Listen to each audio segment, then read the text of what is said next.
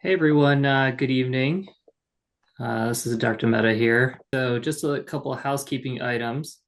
If everyone wouldn't mind putting their speaker on mute, um, so that way we can begin the presentation. And I just wanted to, again, introduce myself.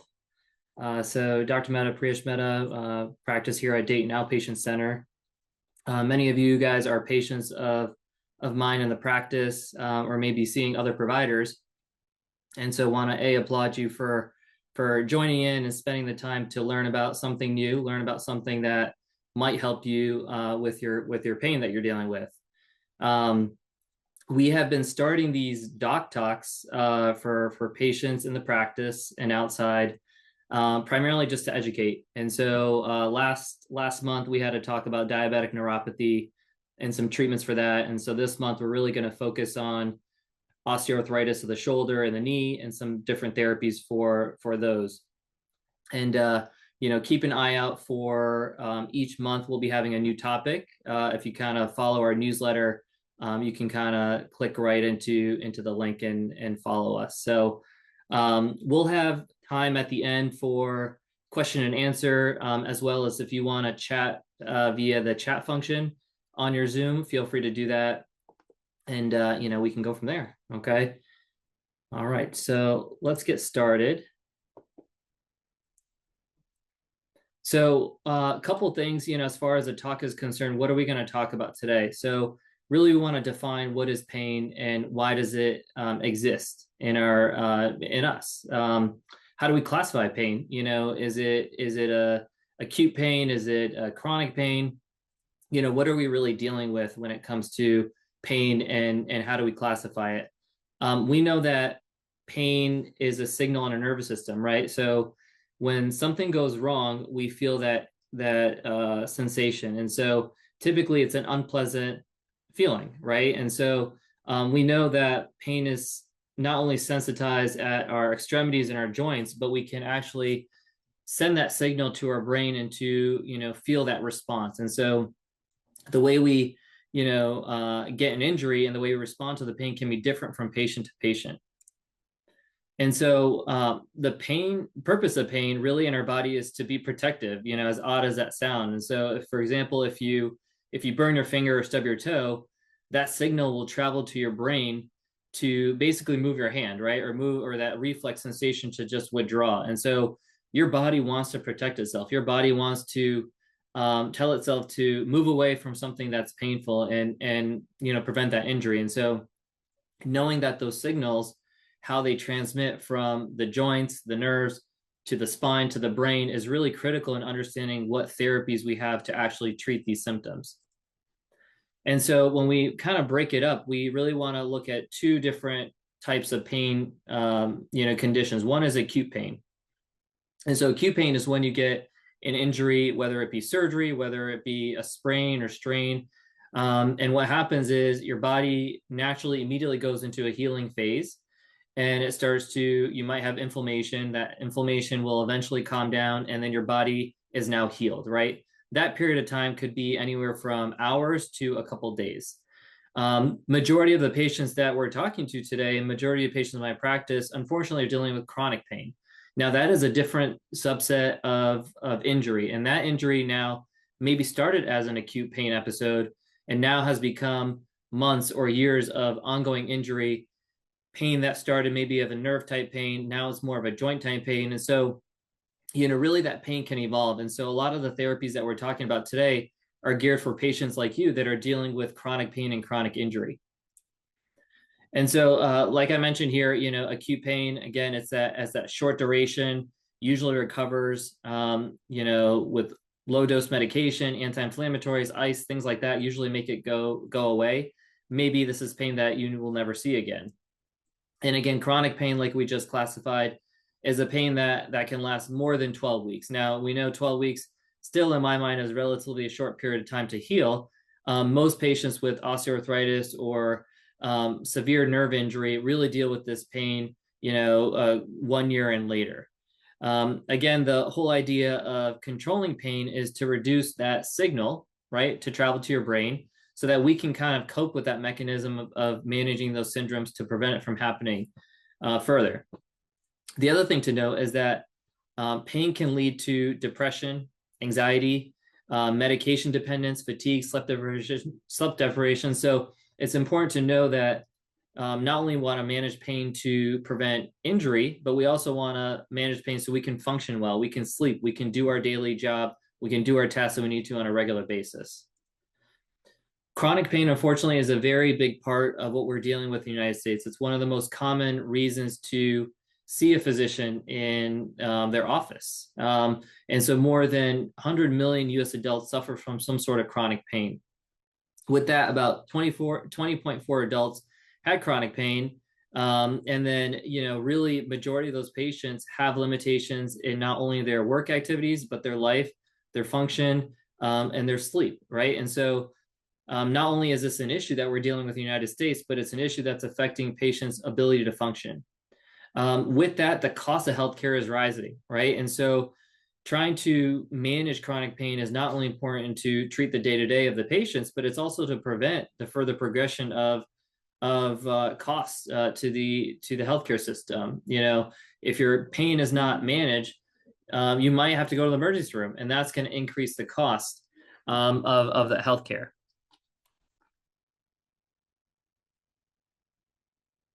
So what do we talk about when we talk about arthritis? And so arthritis, we know, is a degenerative condition. It's wear and tear to the joints in your shoulders, in your knee, etc.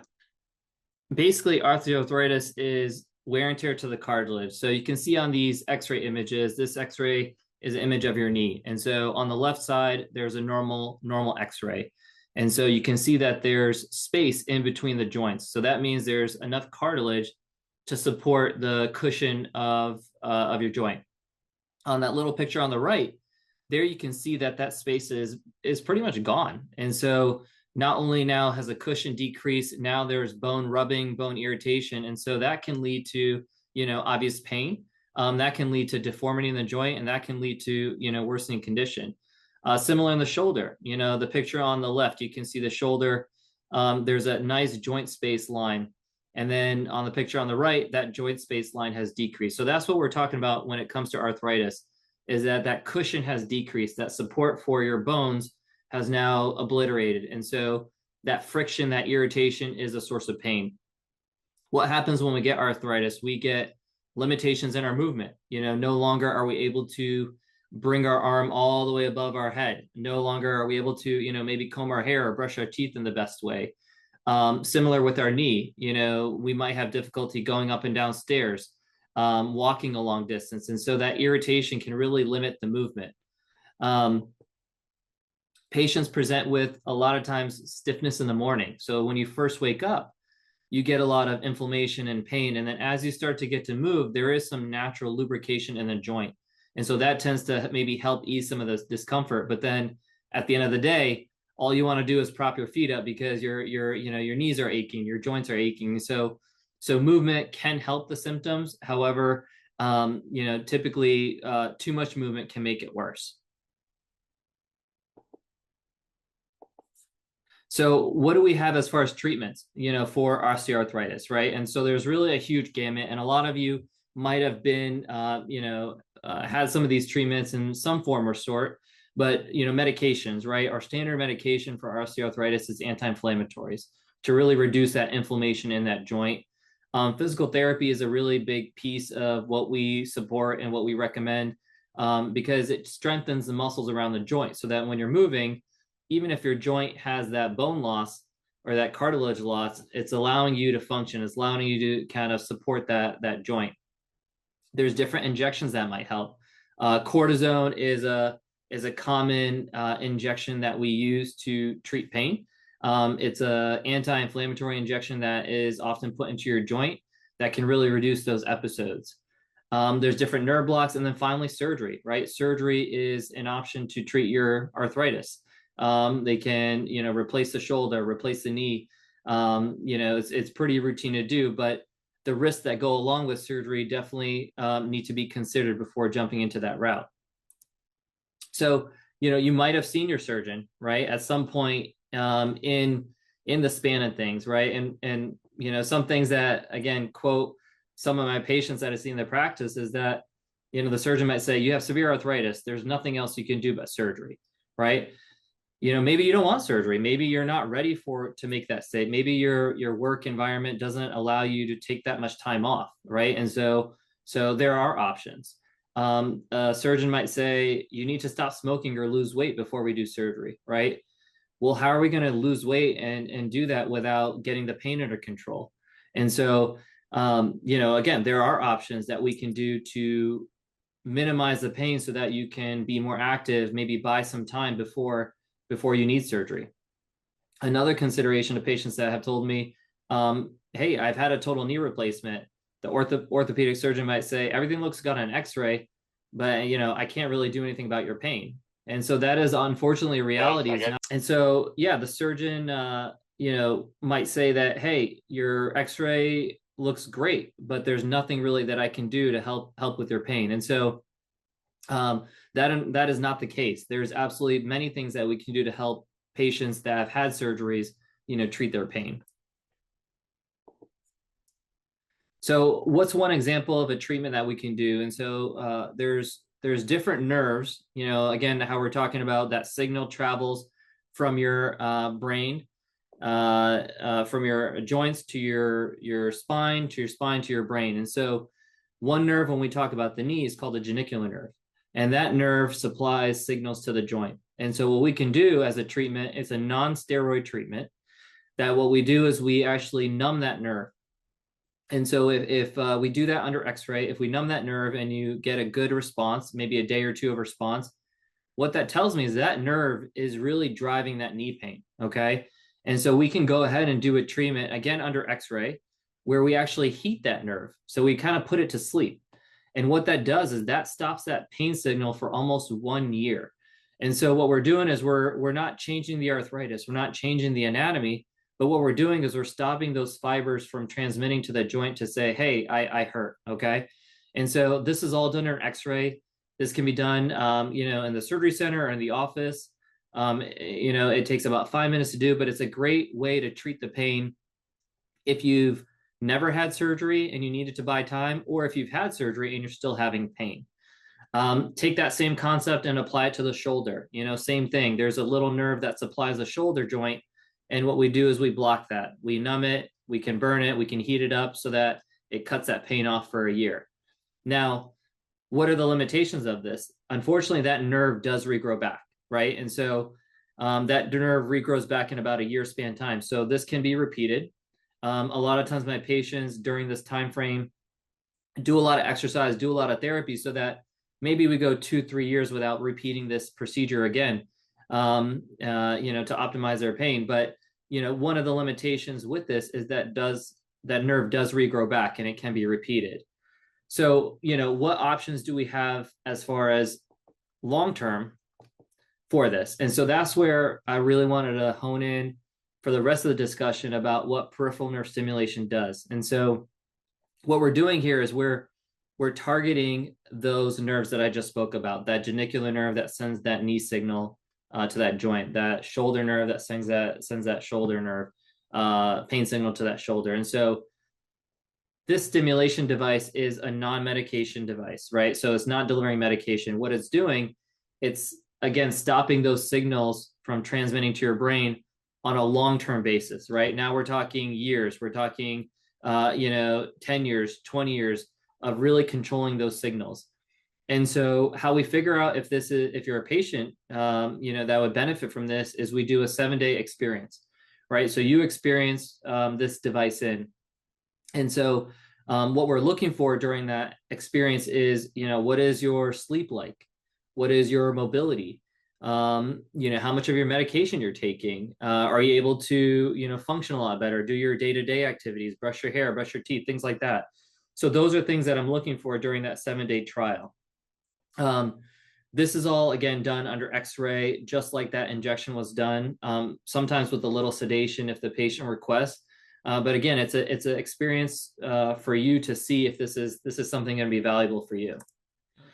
And so, majority of the talk here, really, I wanted to hone in on the knee and the shoulder. That's probably the more common areas that we do use this treatment. However, I have put this in patients with chronic back pain, right? Back pain that has not responded to injections. Maybe you're not a candidate for surgery. This can be done for that. In addition, patients with foot and ankle surgery, maybe that you have diabetic neuropathy that's not well controlled with medications. This is a device that can be applicable to that area as well. But I would say the bulk of my patients and where most of the data is now supported is really driven for the shoulders and the knee joints. So, what does it look like? You can see this kind of picture here. It is basically a little electrode, right? It's an electrode array that has these little signals on it.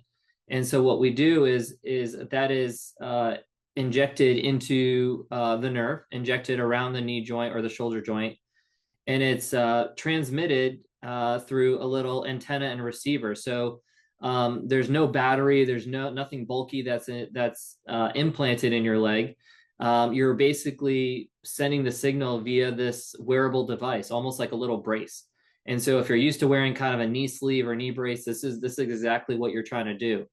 And so what it's doing, it's stimulating that nerve. It's stimulating that nerve to shut that signal off on a long-term basis. And so this will stay there forever. This is a device that you can customize. You can tailor the therapy, meaning turning it up, turning it down, depending on what you need. And so again, every patient is different as far as the technology. And so each time this gets implanted in, the patient will meet with the representative and they'll discuss the settings that's appropriate. And so again, this is just an X-ray image of what it looks like. And so, we thread that little lead right around the joint. And basically during the trial, it'll be taped on the skin. However, if we decide to move forward with the implant, it'll actually be implanted underneath the skin with a small little incision. And so, how do we, is this something I can deal with or, manage if I'm working, if I'm active, if I go to the gym? Absolutely. So I just equate it to wearing a brace, wearing something that is, that you're used to wearing. And so patients keep this on during the day when they're active at work. They can take it off when they need to shower. It's very lightweight. It's, you can wear underclothing, you can wear overclothing. So it's really easy, really, conducive to any sort of patient and what they need. And so, again, it's something that patients are used to. And so usually what we do is we give you, 2 of these little antennas and battery packs. You charge them. You can, kind of swap them out depending on what you need. A lot of my patients need MRIs, and this is certainly very applicable, and you can still undergo an MRI with this device in. A lot of times my patients will use this once a day or twice a day. So they wake up first thing in the morning, they give themselves a therapy for 10 to 15 minutes, they go about their day, and then in the evening right before bed, they give themselves another therapy and they go about, their night. And so it's really driven to what your needs are as a patient and how that therapy is going to be effective for you.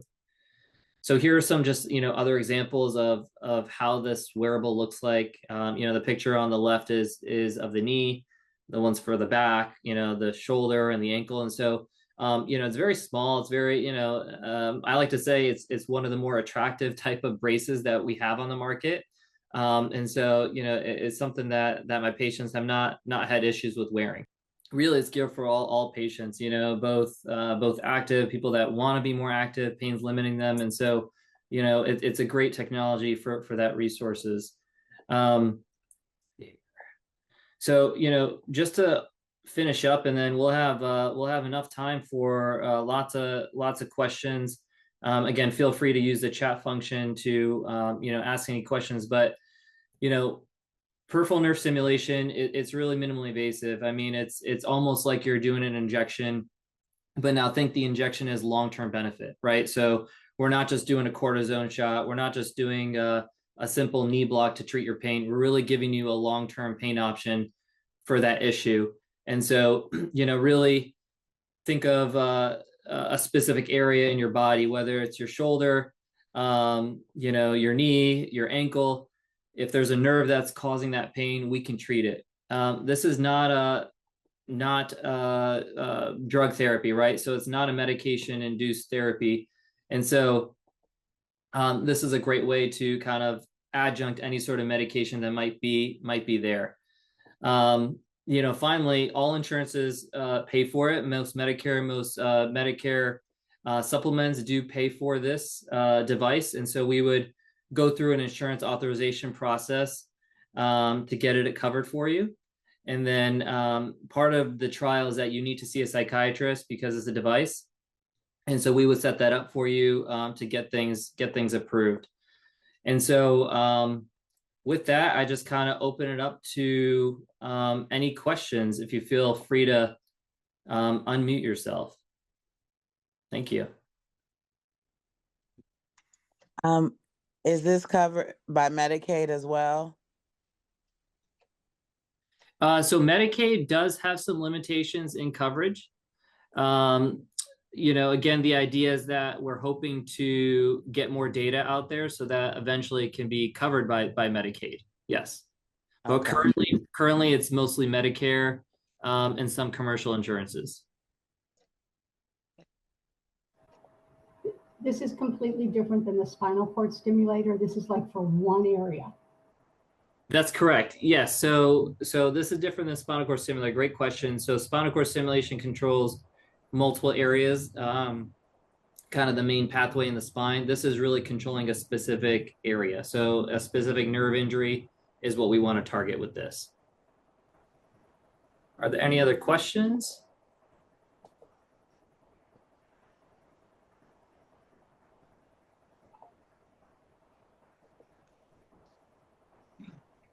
All right. Well, again, I really appreciate everyone taking the time today to, learn about this therapy for themselves. I urge everyone to, if you fall into one of these categories, whether you've tried things for your joints, your arthritis, and not getting the relief that you are, definitely discuss this with your provider in the office to see if this is an option for you.